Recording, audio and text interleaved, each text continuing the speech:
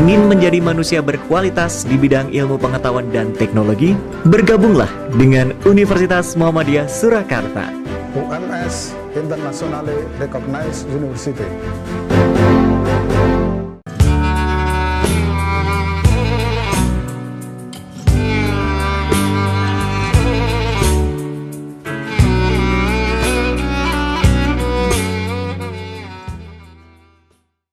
Assalamualaikum warahmatullahi wabarakatuh. Alhamdulillahirabbil alamin wa bihi nasta'in ala umuri dunya waddin wassalatu wassalamu ala khatamil anbiya wal mursalin wa ala alihi wa ashabihi ajma'in, amma ba'd. Alhamdulillah, kita panjatkan puji syukur kepada Allah, pada pagi hari ini kita bisa melanjutkan kembali kajian kita, kajian himpunan putusan tarjih yang sampai hari ini kita masih berbicara berkaitan dengan haji. Pada hari ini kita akan membahas hal-hal yang berkaitan dengan dam dan badal haji. Mudah-mudahan cukup waktunya. Yang pertama tentang dam. Dam itu berasal dari bahasa Arab, artinya darah. Dan yang dimaksud adalah menyembelih binatang ternak atau mengalirkan darah dari binatang ternak sebagai denda atau pembayaran denda dari suatu pelanggaran yang dilakukan dalam urusan ibadah haji, tetapi juga dam mengalirkan darah dalam rangka mensyukuri nikmat Allah.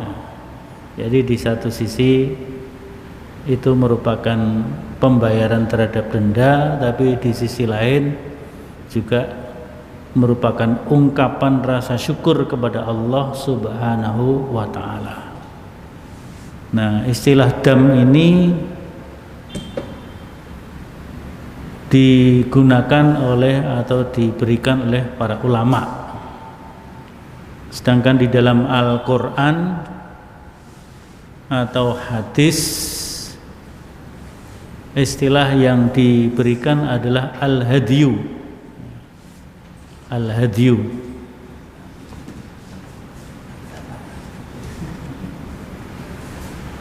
Meskipun al-hadyu itu memiliki makna atau pengertian yang lebih umum daripada dam.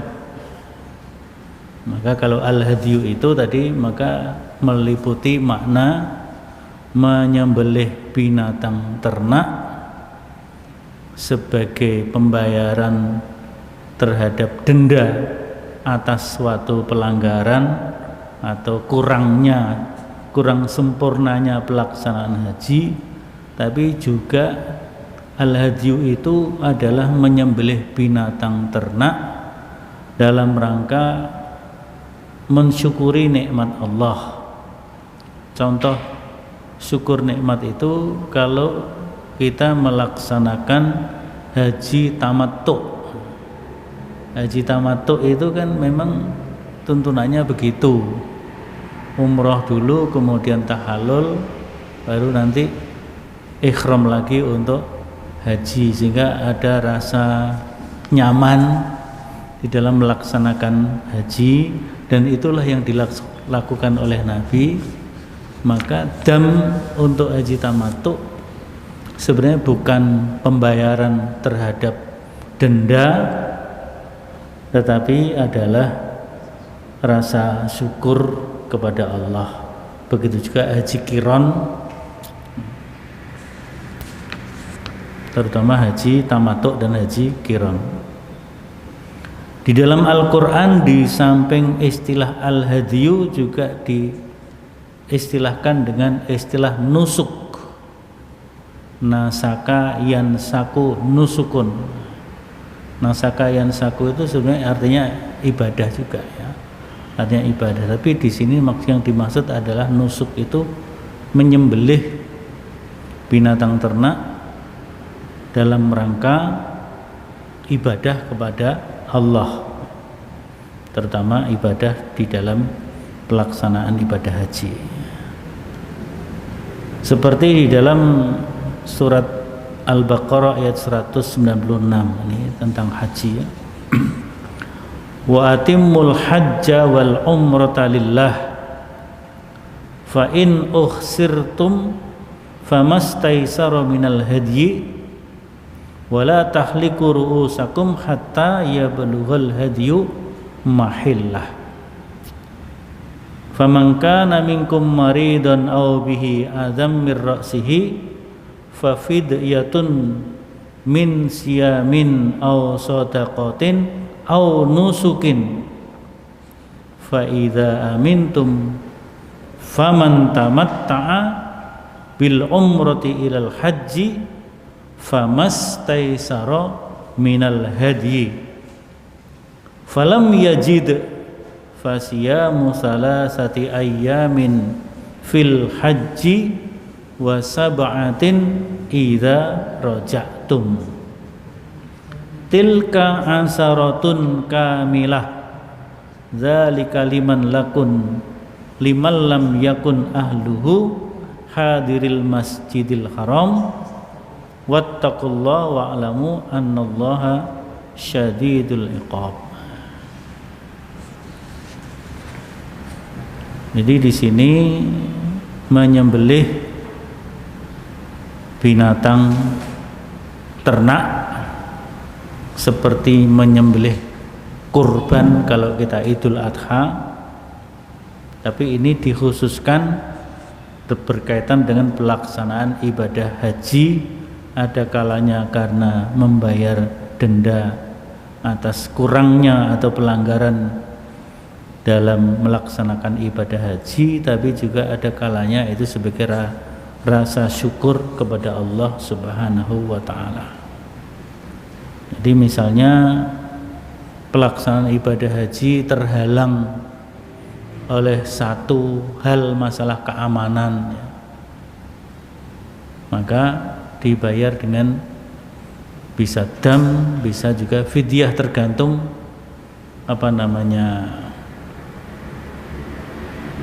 pelanggaran atau kekurangan di dalam pelaksanaan ibadah haji tersebut. Nanti di belakang ada. Contohnya teman-teman jamaah haji kemarin tidak bisa melaksanakan lempar jumroh sesuai waktunya misalnya gitu ya. Kan kalau tanggal 10 mestinya mulai waktu duha sampai akhir malam ya, sampai malam, bisa tengah malam atau lebih dari tengah malam tidak apa-apa, karena batas akhirnya tidak ditentukan sebenarnya, asal tidak sampai siang besoknya kan gitu ya. Kemudian tanggal 11 itu mulainya ba'da zuhur sampai malam, tidak ada batas akhirnya kecuali yang penting masih malam. Kemudian juga tanggal 12, 13 itu sama dengan 11, yaitu mulainya setelah zawal, setelah zuhur. Tapi pada jam-jam yang ditentukan itu tidak bisa. Tidak bisa melempar, lemparnya bisanya pagi misalnya. Tanggal 11 kok lempar pagi, itu kan tidak sesuai waktu. Maka itu bisa diganti dengan fidyah, karena lempar jumroh itu tidak terlalu berat. Itu adalah bisa diganti dengan fidyah. Itu menurut beberapa ulama begitu ya. Jadi karena kesulitan tidak bisa melaksanakan sesuai dengan jadwal semestinya, tidak sesuai dengan ketentuan hukum. Nah, hadyu itu atau dam itu, binatang ternak itu disembelih pada mulai tanggal 10 atau 11, 12, 13 seperti nyembelih korban.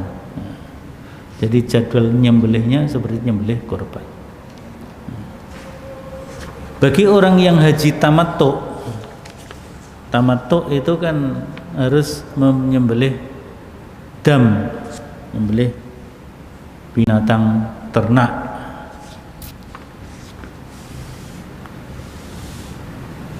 Yang itu bisa dikatakan sebagai rasa syukur kepada Allah, tapi itu diatur sedemikian rupa oleh Allah di dalam Al-Quran ya. Jadi menyembelih damnya itu wajib, tapi itu merupakan rasa syukur juga ya. Karena tamattu itu kan diberi kemudahan ya. Haji tamattu itu mendapatkan kemudahan, keringanan, tidak pakaian ihram berpuluh-puluh hari gitu ya. Kan kalau ifrad kita datang di gelombang pertama, kloter awal itu bisa 40 hari atau 30 hari lebih lah kita berikhram terus, kan itu susah. Tapi dengan tamattu maka kita bisa tahallul umroh dulu, kemudian berpakaian bebas. Sudah berpakaian bebas, baru nanti pada saat pelaksanaan haji ikhram lagi. Nah, di situ maka kemudian diganti dengan rasa syukur menyembelih dam. Tapi itu wajib. Nah, di sini disebutkan famal lam yajid, kalau tidak bisa mendapatkan binatang,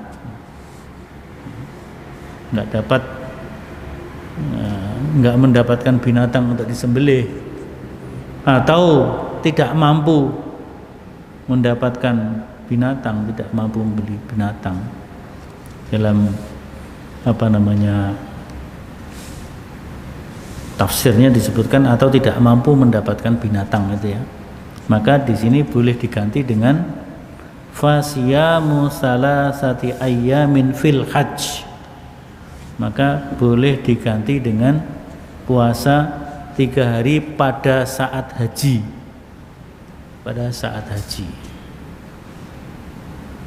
Wa sab'atin idza raja'tum, dan sisanya 7 hari ketika sudah pulang di tanah air. Jadi dam untuk tamattu itu bisa diganti dengan puasa 10 hari, 3 hari di tempat kita berhaji pada saat haji, dan 7 hari ketika pulang ke rumah. Sehingga itu disebutkan dalam ayat ini tilka asyaratun kamilah. Tilka asyaratun kamilah. Dan itulah 10 hari yang sempurna. Jadi nyembelih unta atau nyembelih kambing, nyembelih sapi boleh juga, bisa diganti dengan puasa 10 hari. Ya, kalau sapi bisa untuk 7 orang, unta bisa untuk 10 orang. Artinya 1 sampai 10 orang. Sapi 1 sampai 7 orang. Kalau kambing 1 orang. Seperti korban juga ya. Seperti korban. Tapi harus disembelih di sana, di tanah suci. Harus disembelih di tanah suci. Kalau kurban atau udhiyah, Idul Adha, disembelih di mana saja, dibagikan di mana saja. Nah.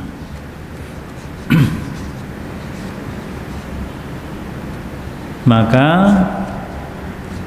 berdasarkan ayat-ayat tersebut, ayat 196 Al-Baqarah dan juga hadis Nabi ini, hadis dari Aisyah, an Aisyah radhiyallahu anha zaujin Nabi, qalat kharajna ma'an Nabi fi hajjatil wada' fa ahlalna bi umratin thumma qala an-nabi sallallahu alaihi wasallam man kana ma'ahu hadyun fal yuhilla bil haji ma'al umrah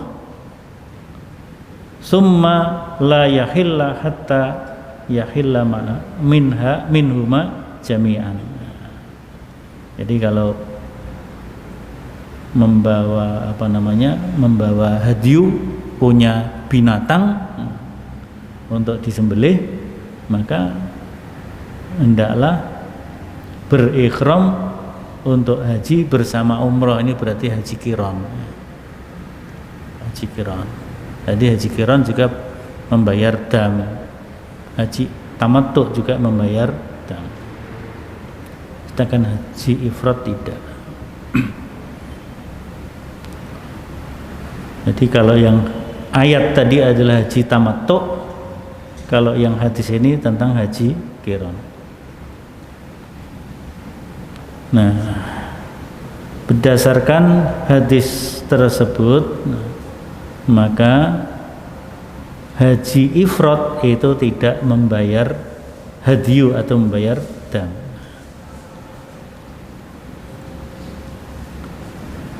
Hal-hal yang menyebabkan wajibnya menyembelih hadyu atau dam selain haji tamattu dan haji qiran, yang pertama adalah karena nazar, karena bernazar, nazar mau menyembelih. Misalnya apabila hajinya lancar maka saya akan menyembelih, nah itu wajib disembelih juga, wajib menyembelih karena nazar. Batal haji karena gangguan keamanan atau kesehatan pada saat berikhram. Wa atimul hajja wal umrata lillah fa in ukhsirtum famastaysara minal hadyi. Sempurnakan haji dan umrahmu. Tapi kalau terkepung, terhalang sehingga tidak bisa menyempurnakan, maka korbankan dam. Jadi batal di dalam melaksanakan ibadah-ibadah di dalam haji karena keamanan, maka menyembelih haji. Membunuh binatang buruan pada saat ikhram, membunuh atau berburu, maka dikenai dam. Dendanya dia harus menyembelih binatang ternak seharga, ini beda dengan tamattu tadi ya, damnya tamattu, seharga dengan binatang yang dibunuh atau yang diburu tadi. Jadi kalau membunuh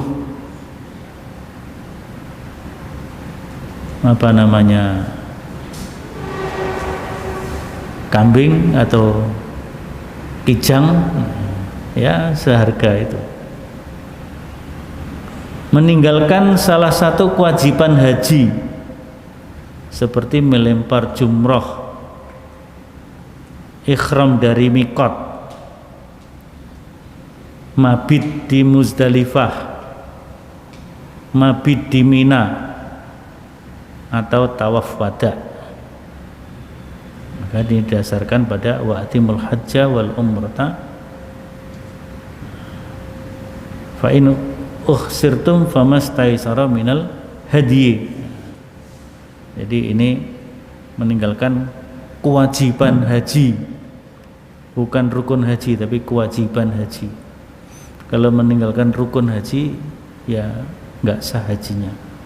Kalau meninggalkan kewajiban haji dibayar dengan dam. Sakit yang mengakibatkan tidak sempurnanya wajib haji atau mencukur rambut karena sakit ya, sebelum waktunya tahallul, maka dendanya berupa fidyah. Nah, fidyah itu bisa berupa puasa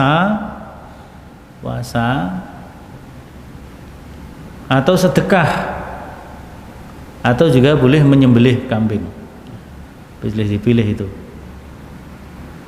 Enggak usah dilihat beda harganya ya.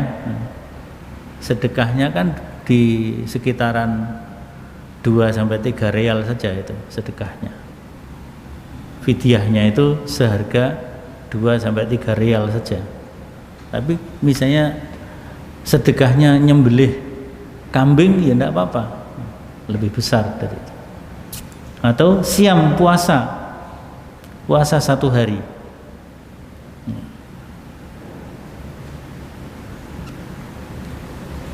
Atau lamanya puasa karena pelanggaran atau sakit sama seperti lamanya puasa karena tidak mampu membayar hadiyu saat haji tamattu, yaitu atau kiron, yaitu 3 hari.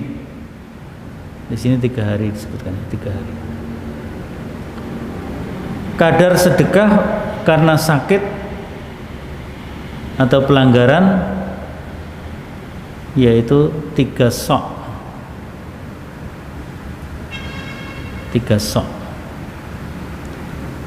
Dan diberikan kepada masing-masing kepada 6 orang miskin.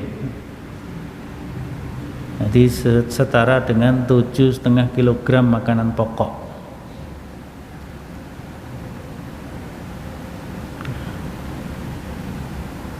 Tadi saya katakan 2 real itu per orangnya ya. Kalau 6 berarti 6 kali 2 kali 6.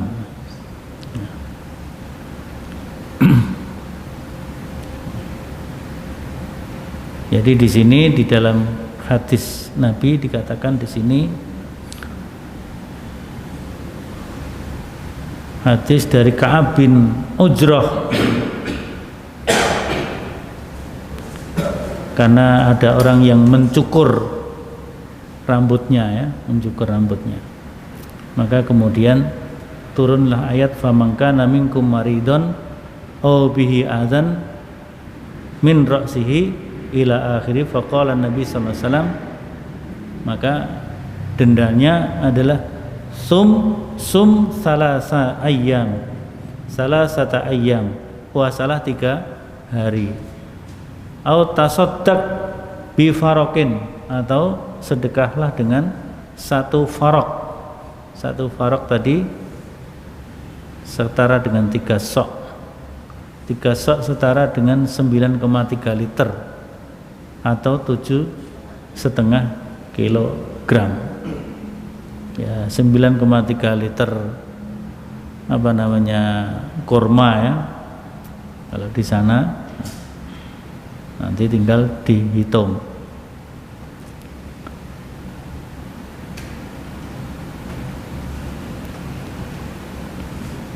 Yang dibagikan kepada sittatin, kepada 6 orang, atau berkorban dengan binatang yang mudah buatmu, au nusuk bima tayassar.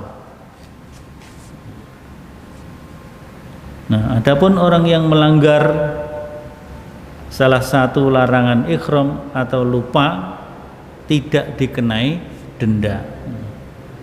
Melanggar larangan ihram karena lupa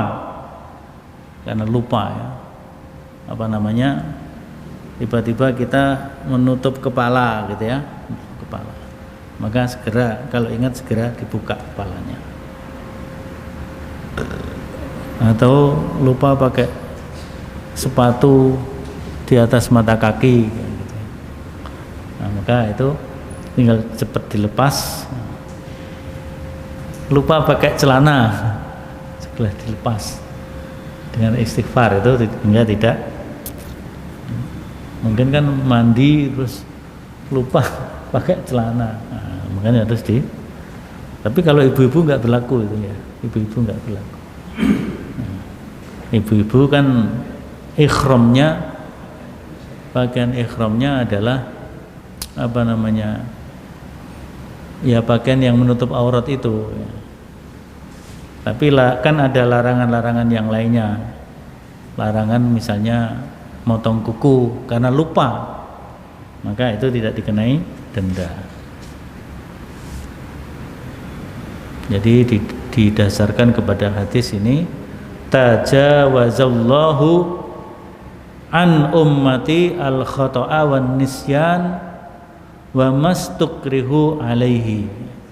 Allah mengampuni umatku perbuatan yang salah yang dilakukan karena kesalahan atau lupa atau dipaksa, terpaksa.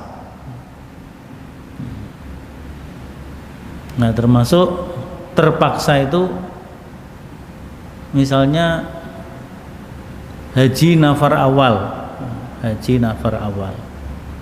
Harusnya tanggal 12 lempar jumrahnya ba'da zuhur atau ba'da zawal. Tapi sudah dioprak-oprak oleh ketua kloter, kalau enggak nanti ditinggal. Kalau ditinggal enggak tahu jalan, nah itu namanya terpaksa. Dalam kondisi terpaksa. Ya sudah, dalam kondisi terpaksa.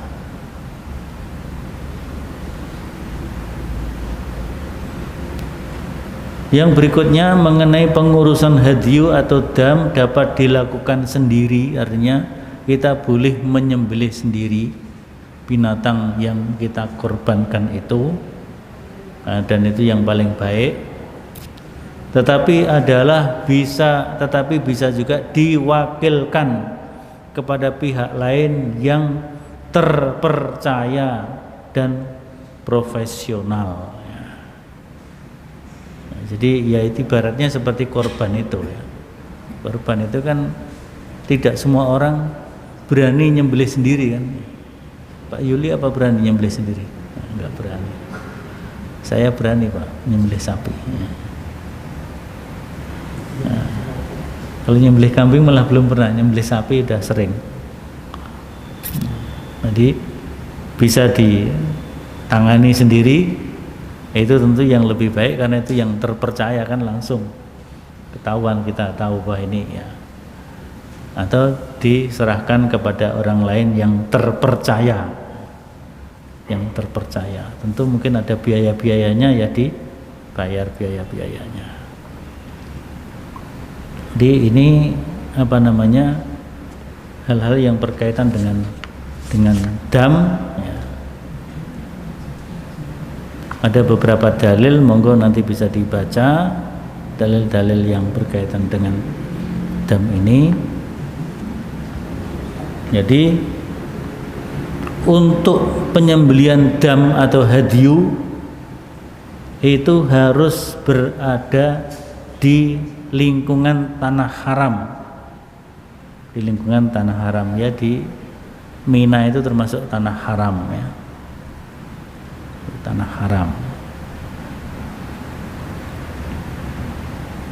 Tidak boleh keluar dari tanah haram. Dalilnya lakum fiha manafi'u ila ajalim musamma summa mahilluha ilal baitil atik. Itu dalilnya. Atau juga hadiyam balighal Ka'bah, sebagai hadyu yang dibawa sampai ke Ka'bah. Dan juga ada beberapa dalil-dalil yang lainnya. Kemudian juga masa penyembelihan untuk dam itu seperti waktunya Idul Adha, mulai tanggal 10 sampai tanggal 13. Jadi kalau dam disembelih tanggal 1 Zulhijjah itu belum waktunya.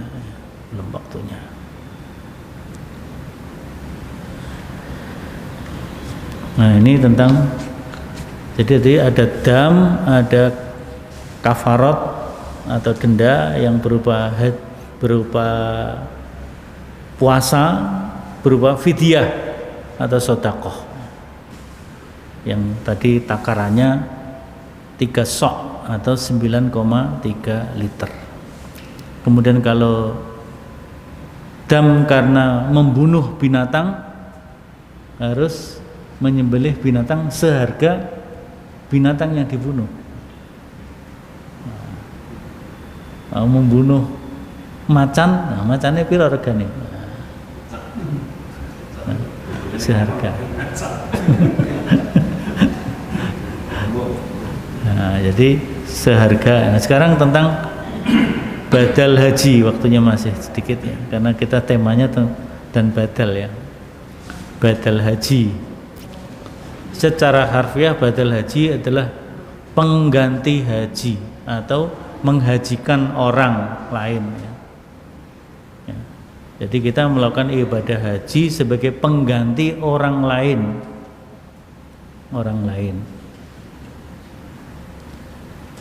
Maka dalam masalah badal ini kita harus mengikuti ketentuan-ketentuan yang telah ditetapkan oleh Nabi Sallallahu Alaihi Wasallam, terutama ini kaitannya dengan hadis Nabi Sallallahu Alaihi Wasallam.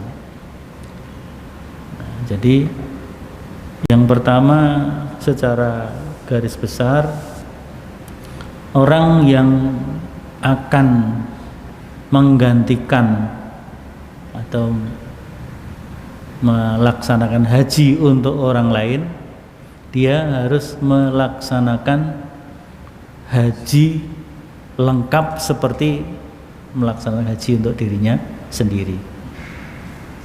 Yang kedua, orang yang melakukan badal haji itu harus sudah melaksanakan haji.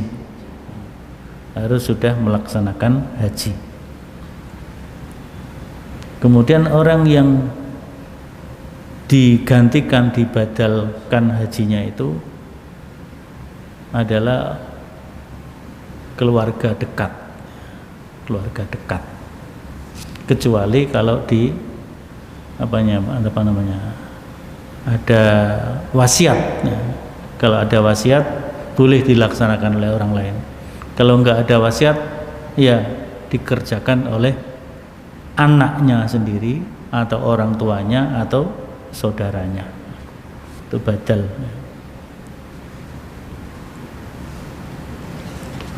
Maka kalau kita berkesempatan berhaji berkali-kali, ya itu bisa diniatkan dibadalkan kepada saudara-saudara keluarga kita yang terutama yang sudah meninggal, yang belum haji, misalnya bapak kita, ibu kita, nenek kita, itu badal haji. Nah, berdasarkan hadis Nabi Sallallahu Alaihi Wasallam, ya, itu kan sebenarnya orang yang meninggal itu sudah putus amalnya, kan gitu kan. Idza matal insanu inqata'a anhu amaluhu illa min salasatin, illa min shadaqatin jariyatin aw ilmin yuntafa'u bihi aw waladin sholihin yad'ulah. Jadi sebenarnya berdasarkan hadis-hadis Nabi itu kan orang tua atau utang yang dialami oleh orang tua itu kan anaknya wajib membayarnya. Jadi di sini disebutkan, ya, pada dasarnya haji adalah ibadah yang tidak dapat didelegasikan pelaksanaannya kepada orang lain, kecuali dalam hal-hal yang ditegaskan pengecualiannya oleh nas-nas syariah, yaitu boleh dibadali oleh anaknya. Anak menghajikan orang tua, terutama anak yang tertua, atau saudara, baik laki-laki maupun perempuan, bisa membadali haji saudaranya.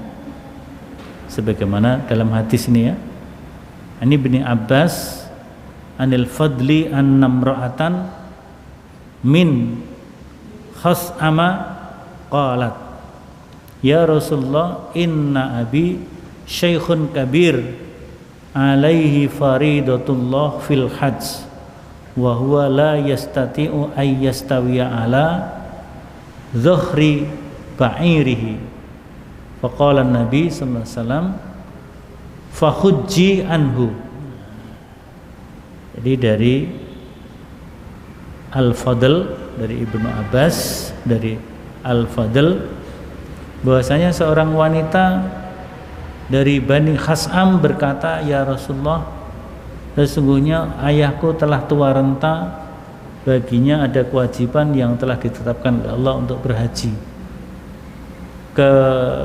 Kemampuan hartanya ada, tapi tidak kuat karena sudah tua."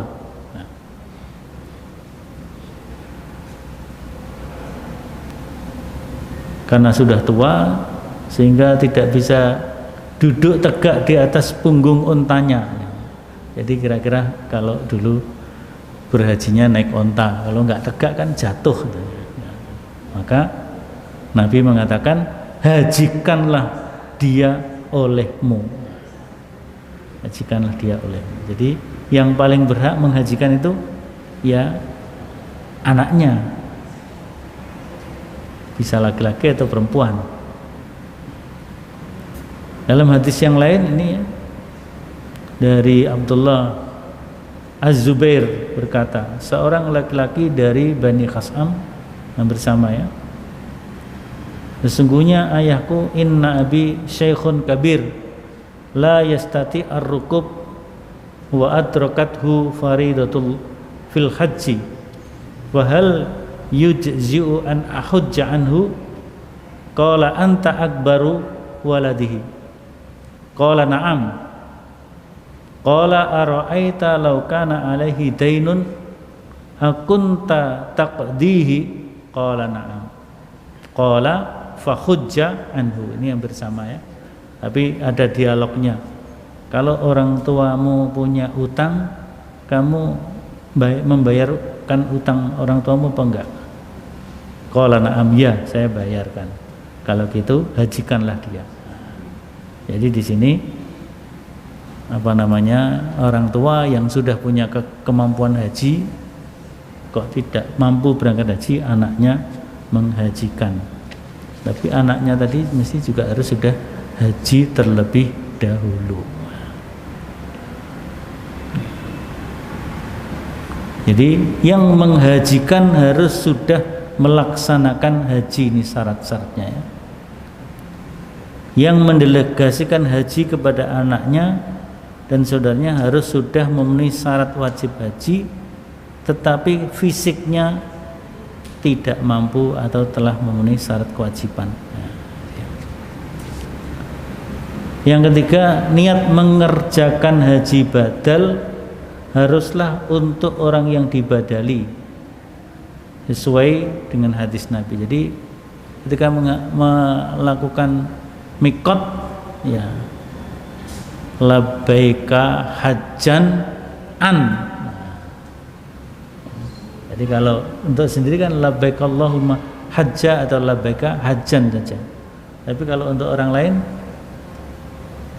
misalnya Pak Bambang Sukoco itu kakak saya, kakak saya, maka labbaika hajjan an Bambang Sukoco gitu.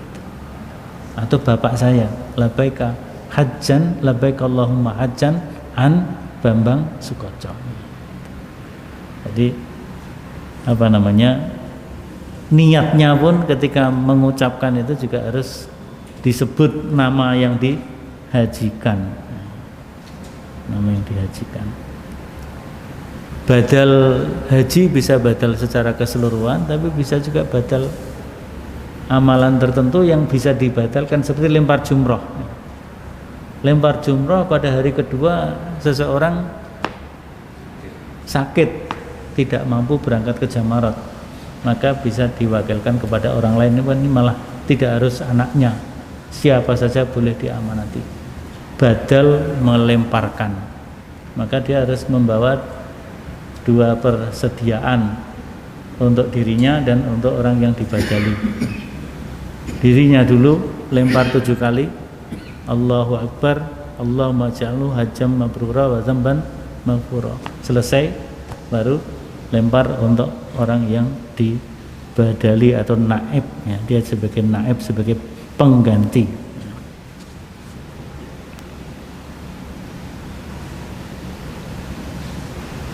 Seseorang hanya dapat menghajikan 1 orang saja dalam satu waktu.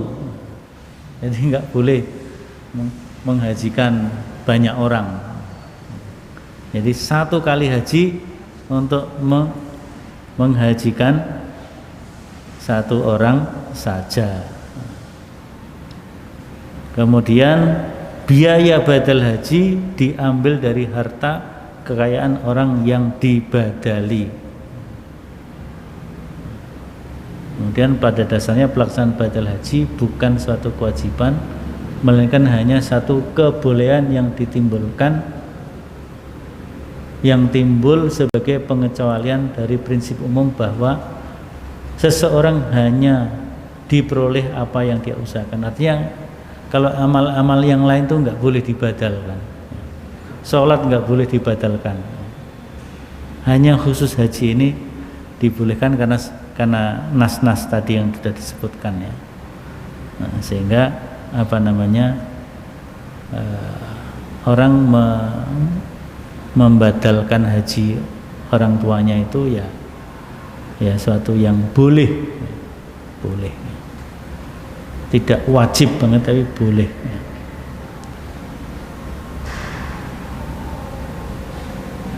Saya kira ini yang dapat kita sampaikan dalam kesempatan kali ini, karena waktunya sudah lewat. Nanti kita lanjutkan yang akan datang itu haji dan umroh berulang-ulang yang akan datang. Mungkin masalah badal nanti bisa ditanyakan pada yang akan datang insyaallah. Kurang lebihnya mohon maaf, kita tutup. Subhanakallahumma wa bihamdika asyhadu an la ilaha illa anta astaghfiruka wa atubu ilaik. Assalamualaikum warahmatullahi wabarakatuh.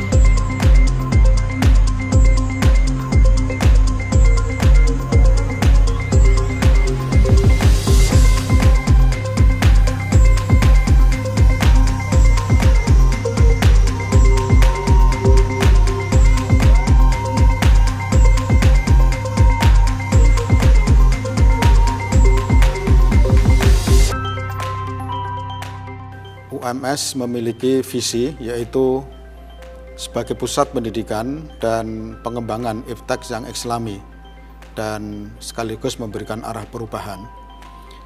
Di dalam memberikan arah perubahan tidak hanya bersifat lokal, tetapi diharapkan menjadi arah perubahan pada peradaban dunia. Oleh karena itu, di dalam milestone kami pada tahun 2029 UMS diharapkan menjadi world class university. Maka dalam kurun waktu ini kami melakukan berbagai program dalam rangka untuk memperkuat reputasi internasional. Kami telah membuka beberapa tahun yang lalu kelas-kelas internasional, dan juga sekaligus saat ini kami sedang lebih mengembangkan kerjasama dengan luar negeri, baik dengan berbagai institusi maupun lembaga-lembaga pendidikan tinggi.